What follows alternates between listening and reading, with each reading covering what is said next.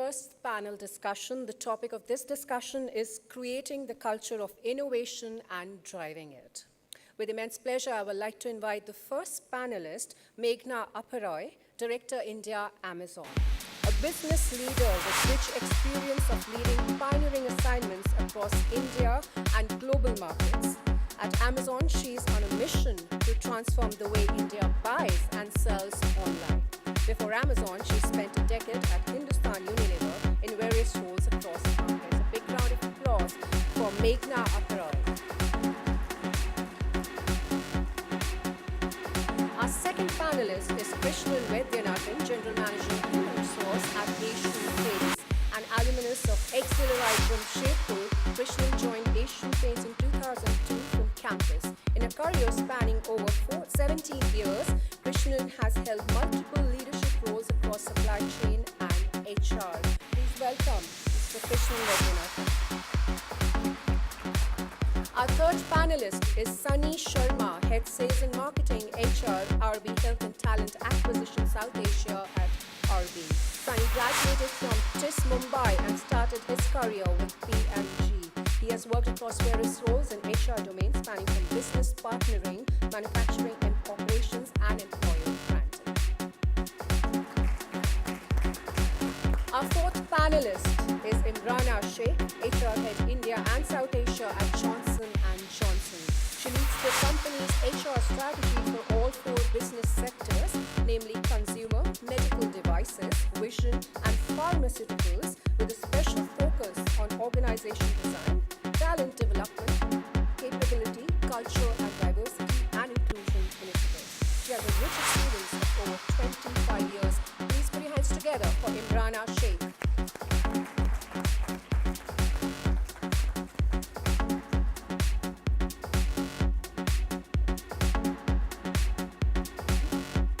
And to moderate this session, I would like to invite back on stage Ankit from Dare2Compete.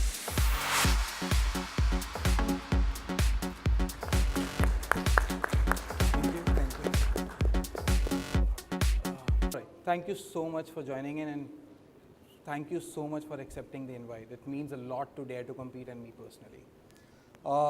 Before getting into the panel discussion, I just want to take a moment here and sort of define innovation. Because what happens is that some of these terms are used very loosely these days, and we sometimes don't know as to what the crux of that particular term is, right? Innovation can happen anywhere, that we all know. It can be a process, it can be a product, it can be a service. It can be an incremental innovation, wherein we are incrementally adding certain new features to a product or certain new features to a service, or it can be completely disruptive.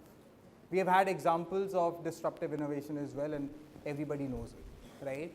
But at the root of that, right, any company that brings an innovation, it's not one-man job, right? It's a team job, and it's about the culture that is basically in that company that basically ensures that people can give ideas, and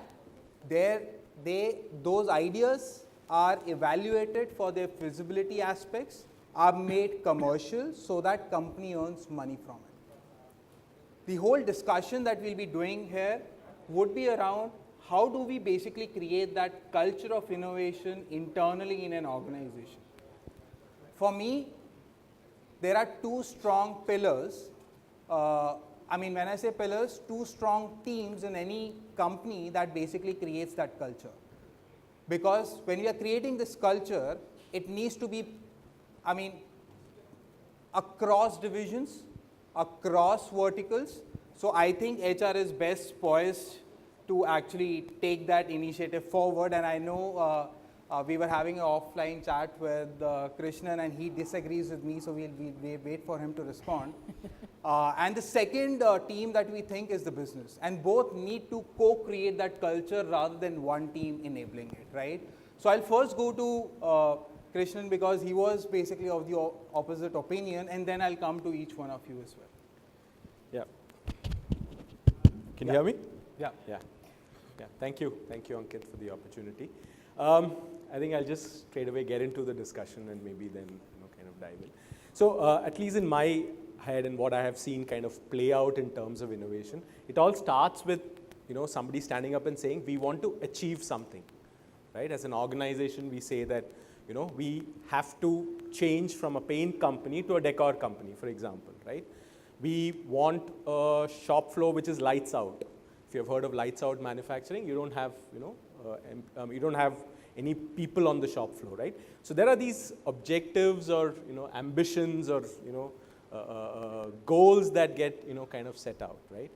And that is when there's a lot of energy within to say that what do we do therefore in our own spheres to really kind of go towards something that inspiring and exciting, right? And when that happens is when people start thinking a lot differently, right? Without that ambition, without that goal, you can sit and say we are taking ideas, some ideas will come through. Now I can scale it down and make it even to a shop floor where somebody says this machine is going at X, I want to make it 10X, right? And it'll involve some kind of incremental improvements and stuff, right? So I think that energy that comes in and that goal that is set out there actually starts driving a lot of innovation, right? So we may say that we want an innovative culture, but if we are not being ambitious about our own organizations, our own work spheres, maybe it really doesn't build. Now who's best poised to do that, right? And if you ask me, there's a large role that leadership plays, right? When he says that this is what I want to be doing, right? This is what I want to be delivering as a company, as an organization. When that plays out, then there's a lot of thing that goes.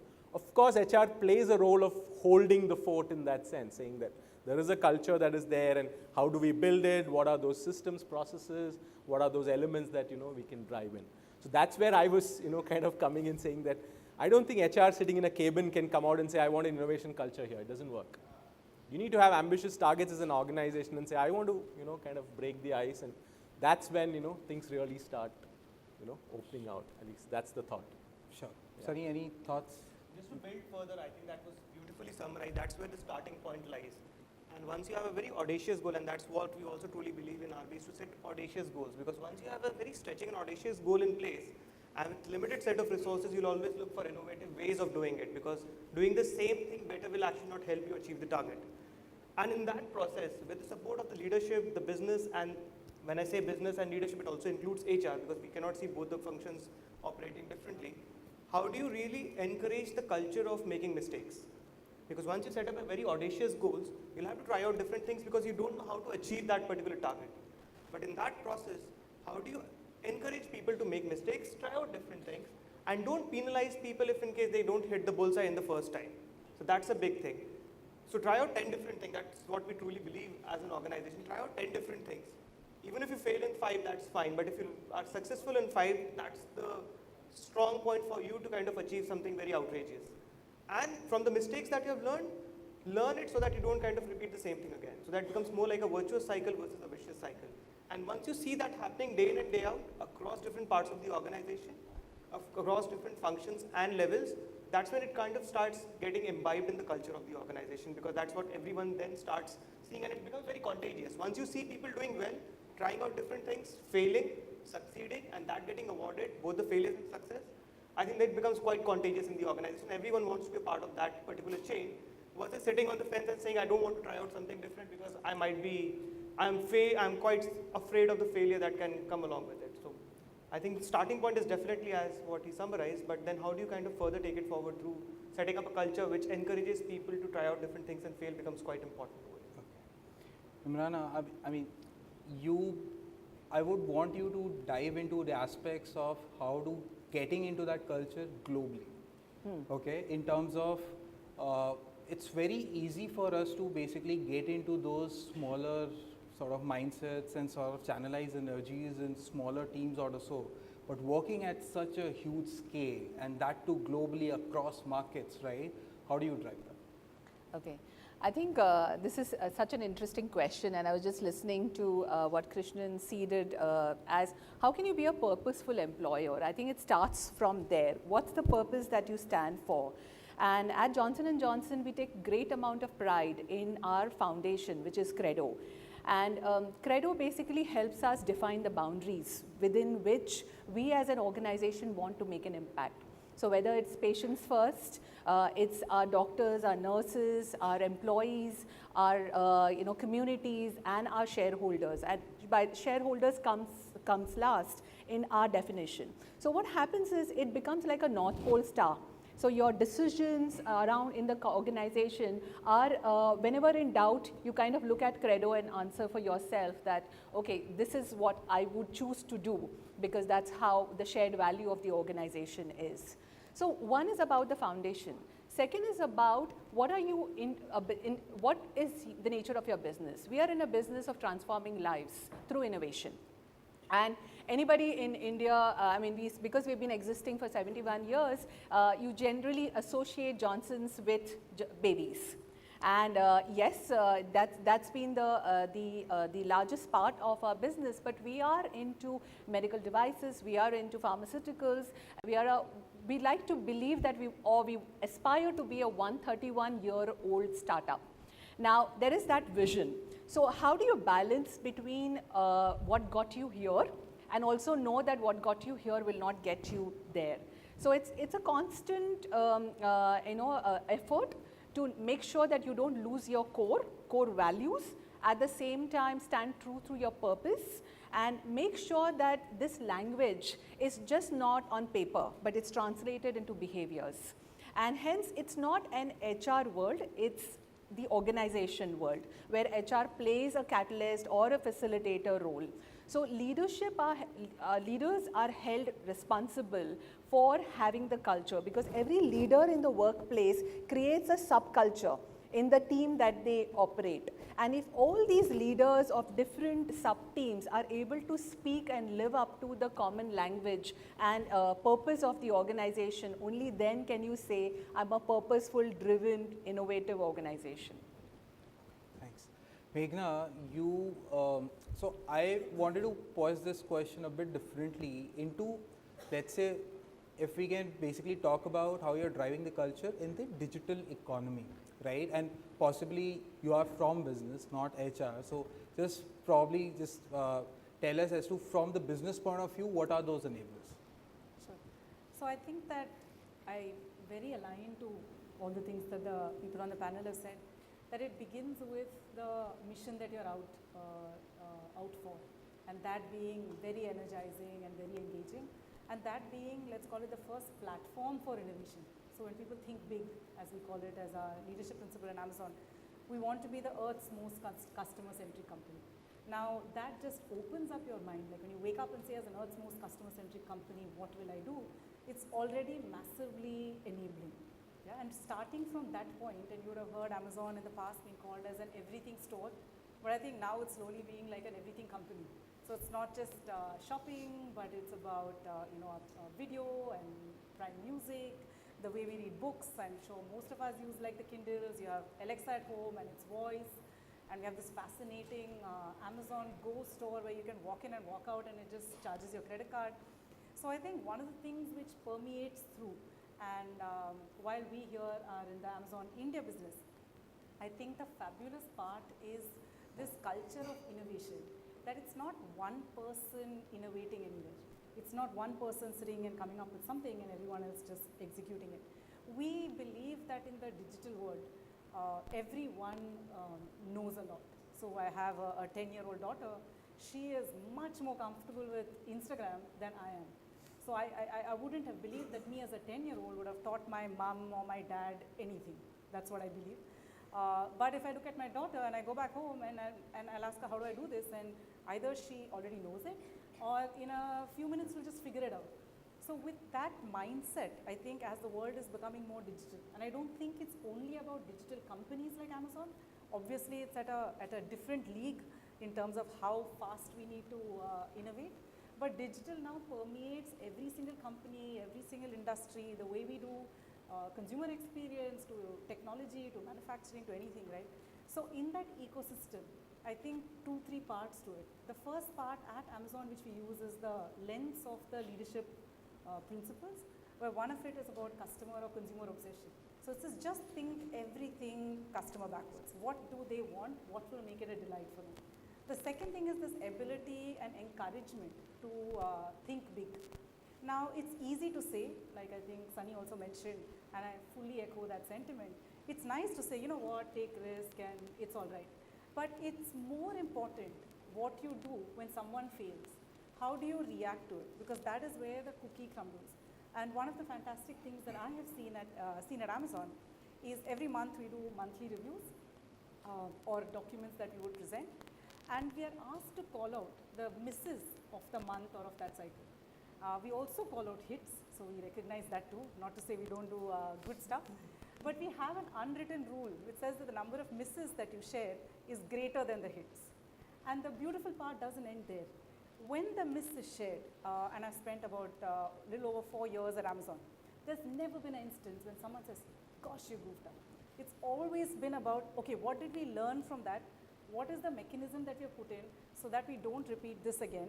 Have you published a paper on what went wrong or a 5-why analysis, which is published on an internal Wikipedia? So you have an Amazon own wiki kind of a link so that everyone can learn from it. So I think that's a way that it permeates through the organization. And as one last point on this topic, we have Jeff Bezos, who's a visionary entrepreneur, right?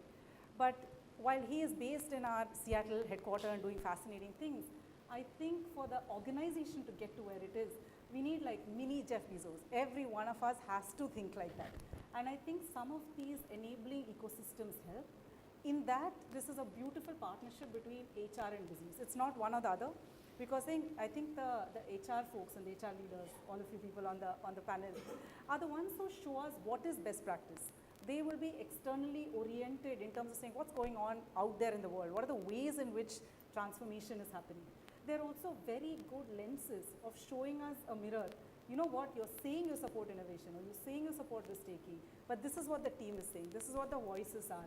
So can you reflect on it? So I think they are great in showing us a mirror. It's then up to us as business leaders to drive adoption and engagement in a meaningful way. So not just about lip service, but really adoption and engagement. And we actually have kind of a daily metric. Every day we go to office, our laptop opens, a question pops up, and we have to answer a question. Yeah, this is like our people survey. And innovation and risk-taking and how do we do that is a part of it. So we actually have a metric which allows us to say, you know what, you're doing a great job. Or maybe you need to be more kind of inclusive. But I think HR and business are two sides of the team who has to create this culture. And the vision and your values or leadership principles are lenses which then let people kind of fly in this environment. All right. To me, there is a different perspective when we talk about the startup world, where we come from, and the bigger boys. I'll tell you two separate instances, and I'll go to the next question after that. So you talked about celebrating failures, right? Now what happens is, many a times, people, I'm just talking from the startup world, okay? People don't, they give maybe 2 or 3 chances, but not more, okay? And this happened to me. And I was given an example of Mark Zuckerberg, and then I didn't say anything to that person. I won't name them because they're somewhere in this room as well. So we were sort of deliberating on one of the projects, okay? And I just reminded them about sort of a failure that happened in the earlier project. And we were sort of discussing, and I was like, boss, this shouldn't happen. And they were like, Ankit, I think you need to get down and figure out, and they quoted an example of Mark Zuckerberg. So there was some financial loss done by a Facebook CEO at some point in time, but they recognized it publicly, very frankly, and he basically said that I want people like you to move fast, move forward, and be risk takers, even if that means that there are small losses that we take, but we are actually moving forward, right? And that made me think that that is basically one of the strong pillars of letting people move forward and try out new things, and that's what innovation is, right? And that's the feasibility part, right? That also gets me to the second question, okay? That not every firm provides employees with free time to think about newer ideas, right? Startups don't, But the bigger companies, right? I mean, some companies do provide 10% of the time. It's basically a policy that happens and all, but many people don't. So can we have show of hands? Do you really spend, let's say, maybe 5-10 minutes, even in 1 week, thinking about newer ideas, how to make things better in your organization or so? Ek to hoga. Got it, right? So how do we drive this? Because if we drive this, right, even if let's say I'm sitting, right, and I'm not doing anything, I'm just thinking through, right, that's what you've hit the nail, right? Then you're talking, right, you're getting ideas. How do you get that? Yeah.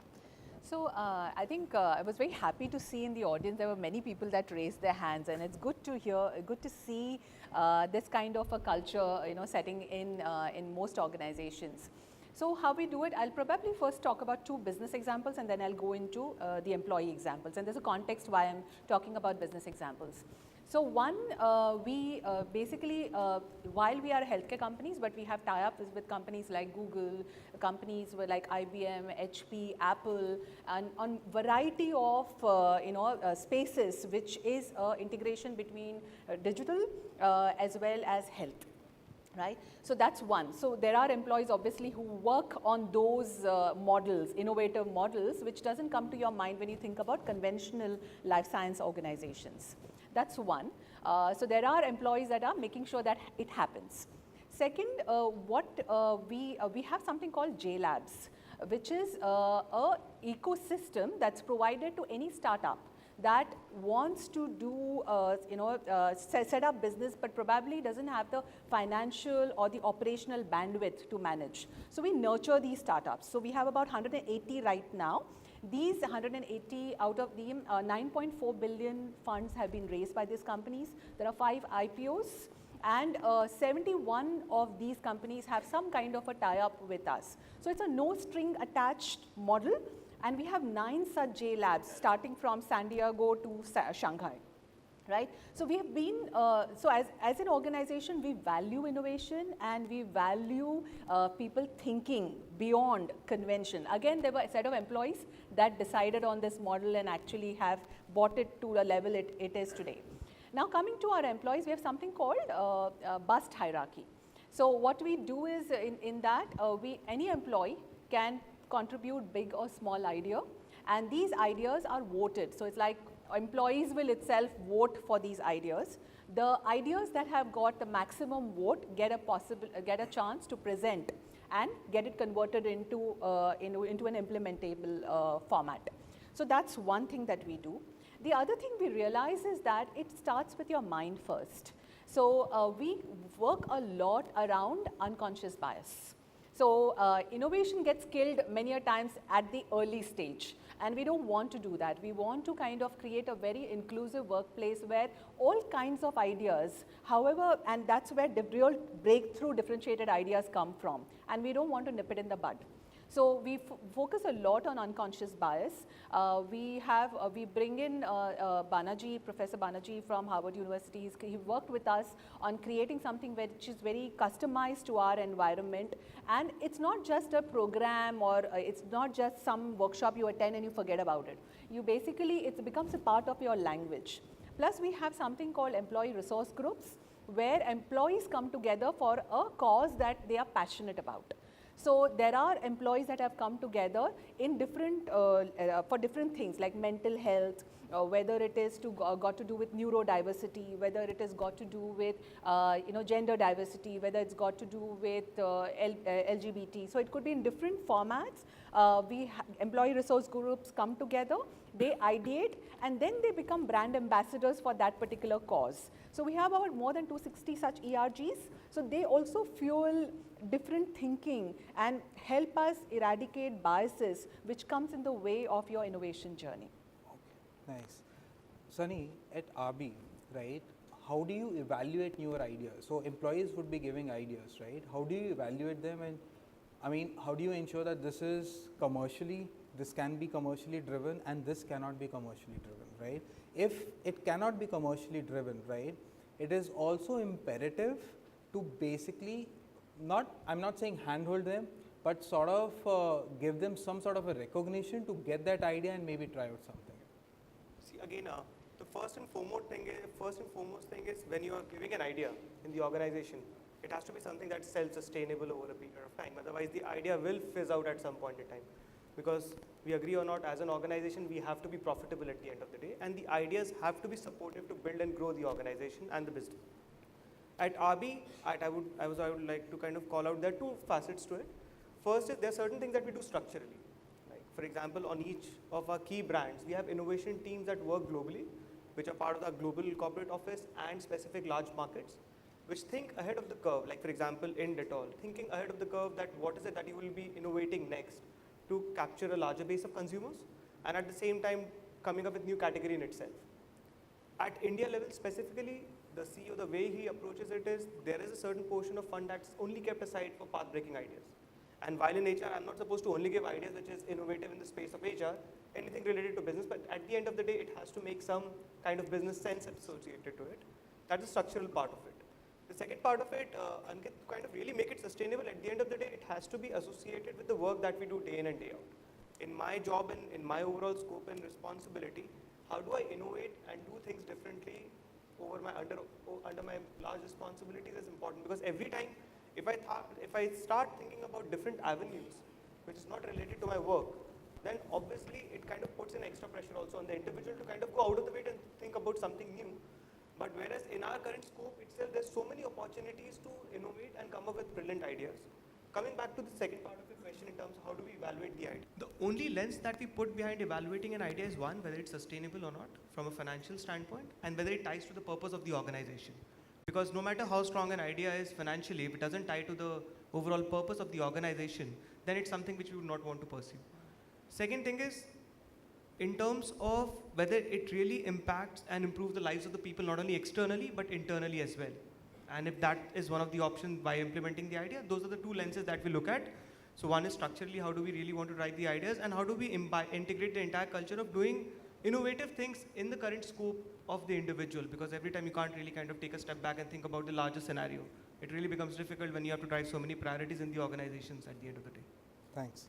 Krishnan, it's also imperative to build effective teams, right? And for me, when we are building teams, right, they need to be across diversified backgrounds, right? So I'm not saying that don't hire in a team all MBAs, right? But it is beneficial, and that I have personally realized as well, that if you have people from different backgrounds, different education backgrounds, social economical backgrounds, you thrive as a team, because they are the ones who can actually bounce ideas and sort of talk about as to what will work, what won't work, because everybody have their own mindset, right? How do you ensure that not all the teams, but some of the teams are as diversified as it can get? So I think there are three, parts to this as I, kind of see it, right? We don't work with the concept of teams. We work with the concept of work groups, right? So that's what different parts have different ways of handling it. So one part does it this way, saying that for the year, so they call it breakthrough, kind of innovations for the year. So it would be pretty much in the space of products or services or, whatever changes cost, etc. Wherein a set of people come together from a supply chain, from a, who's an engineer, who's an MSc, who's an MBA, who's been completely front end in terms of sales. So there's a diverse group that, kind of comes in, right? And obviously with that diversity, you're able to, get those, projects, going ahead, right? So that's one way that, it kind of happens. The second, which is got to do with, kind of crowdsourcing ideas, right? So then that's the other wherein, you let out, you have platforms within the company wherein people, kind of put in their ideas into the system, right? And obviously each idea is evaluated for what it is. Now, here there is no restriction. Anybody, like he was saying, somebody from another function can suddenly, put in saying, I think this is something which we should do, or, any other person can, comment on out of my scope of work as well that, he can put in an idea, right? So that's the second, kind of a thing that happens. The third piece, which is a little more, I would say, a little more difficult, and which is where, so we also have something which we call the startup inside, right? Wherein we try to get ideas from across the organization in terms of something which is, I wouldn't say, something next in the space of decor, right? So we have started defining ourselves not as a product company, but as a decor company. So anything next or anything which is, therefore, which also has a business proposition, right? It has to be financially viable at the end of the day. And we are committed to say that, yes, we can, kind of put in people behind it, they would, scale it up, and then kind of, make it merge with the, overall organization. Of course, let me tell you, it is not that has been successful. So we have had a couple of ideas, we have tried to, kind of scale it up, but again, as you get into it, you're going to face a lot of challenges. Is it really feasible? A lot of those, kind of challenges. So that's another way that, this. Now this, for example, one of the ideas we had was for our automotive paint, segment, and this came from somebody in accounts, right? So it was like, what's the connection? But he had an idea, he kind of put it up ahead. So I think it's about, I don't think you can create diversity. I think you need to have platforms wherein any person can speak and talk, right? That autonomy is going to create that synergy. I don't think you can say, if I put 2 people here and 3 engineers here and 4 MBAs, I'll get different. Not necessarily. So far as you give them the space and say that any person can kind of talk about it, I think then it creates that environment wherein, there's a lot of, conversations. At least that's how our experience. There are too many variables at play. I mean, diversity, freedom, I mean, I don't know which variable takes which weightage, but it's good to hear that there are too many variables. We talked about, let's say, flowing the culture of innovation from the top, right? And you talked about creating mini Jeff Bezos, right? Many a times what we have realized, and I've sort of read many articles on it as well, it's very easy to say that, okay, culture from top to bottom, right? But it doesn't follow. Because one, there are multiple levels, right? I know everybody now functions in a flattish hierarchy as well, but there are breakpoints, right? The vision and the mission of the leader doesn't just flow through to, let's say, the guy who's actually going and selling a product, right? How do you ensure that everything flows smoothly, and how do you ensure that you actually create mini versions of Jeff Bezos? So I think there are many different ways in which we do it. And I will tell you what we think is close to the magic formula at Amazon. The first part is we have 14 leadership principles. And the very first touch point for us, which is our engagement with B schools or when we do these competitions or when we're hiring anyone, is about ensuring that everyone we bring into the organization exemplifies these leadership principles. And when they do that, they become a part of the peculiar culture, and that's the term we use, of what works at Amazon.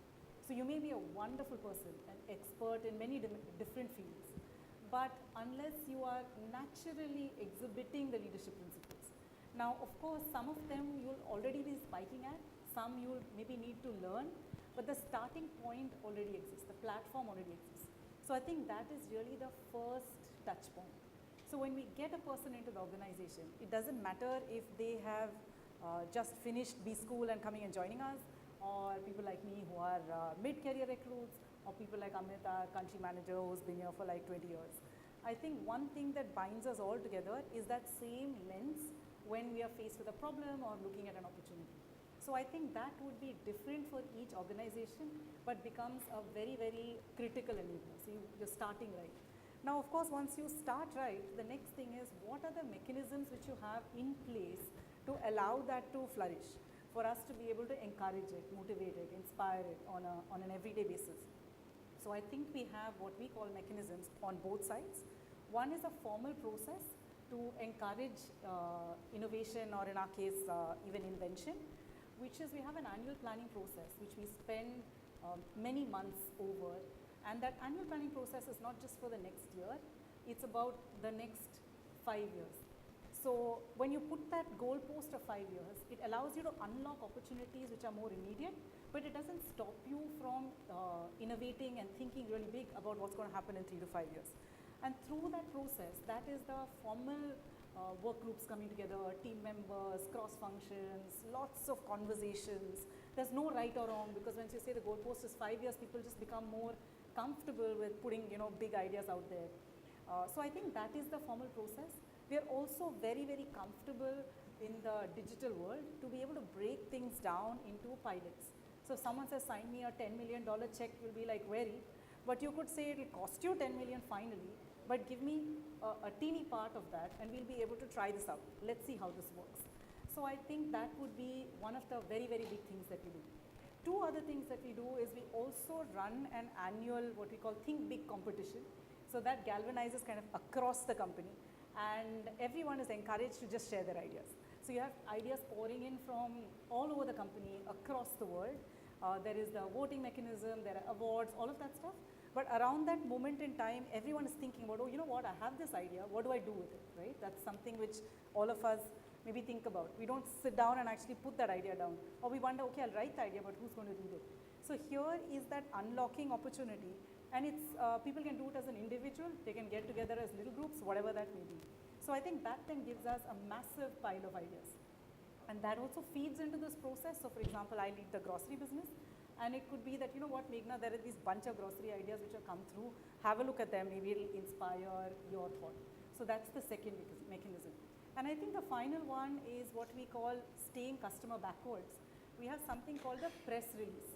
So we say that whatever idea we're visualizing, if I write that down as a press release, and I can imagine it in the newspaper tomorrow, because then it's a consumer-facing proposition. It's not, you know, corporate geeky language that I'm writing, but it's actually what will pan out.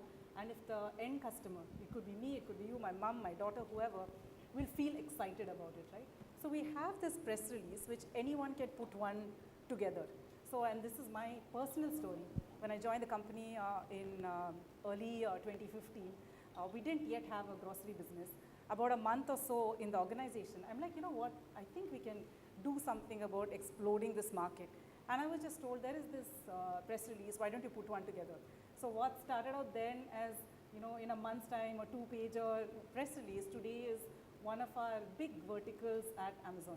So I think if I sum all of this up, it's about hiring the people who read the culture of your organization and inspiring purpose and vision. And then some of these mechanisms which don't just remain on a website or in a published book somewhere, but as leaders, we really live it every single day. So I think all of that brings it together to innovate. Thank you so much, Meghna. I hope that was a good discussion. I just want to sum it up. In a nutshell, I think there are too many variables at play. There are too many processes to be taken care of in an organization if you really want an innovative company. One is definitely that the vision and the mission needs to flow from top to bottom. You need to give your employees freedom to think through newer ideas and time to think through that. You need to recognize their ideas and sort of even their failures as well, so that you basically create that whole ecosystem which is more friendly rather than, let's say, performance based, just like HRs do in their yearly thing. But thank you so much for sharing your ideas. I sort of love them.